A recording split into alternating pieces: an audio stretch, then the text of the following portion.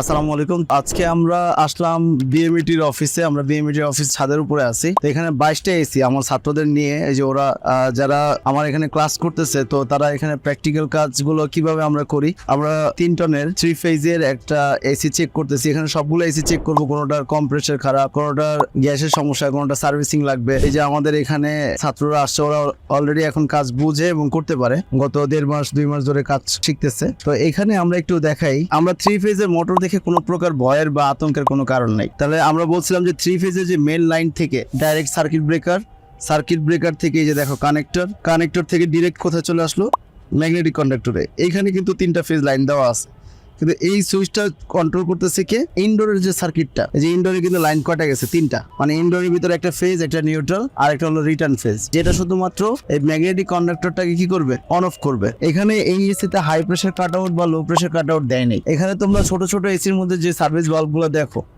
এই সার্ভিস বাল্বটা বড়, এই সার্ভিস বাল্বগুলো আর ওই সার্ভিস বাল্বগুলো একই কাজ, বাট এটা দেখার মধ্যে ডিজাইনের মধ্যে একটু পার্থক্য, বাট একই জিনিস। এইটাও এসির পাম্প ডাউন করার নিয়ম, ছোট এসির পাম্প ডাউন করার নিয়ম একই।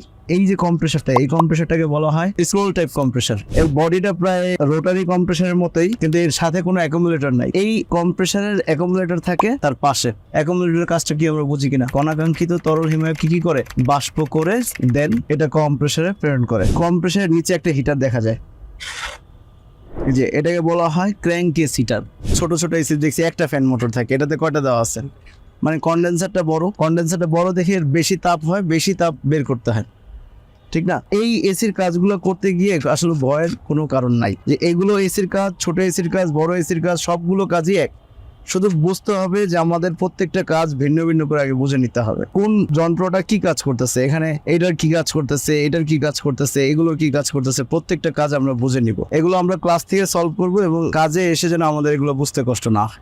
এখন এখানে এগুলো দেখে, এত কানেকশন, এত কেবল দেখে ভয়ের কোনো কারণ নেই। এখানে 2টা ফ্যানের কানেকশন এসে এখানে জয়েন্ট হয়েছে, এখানে 2টা ক্যাপাসিটর, এখানে একটা ফিউজ দেওয়া আছে সেফটির জন্য।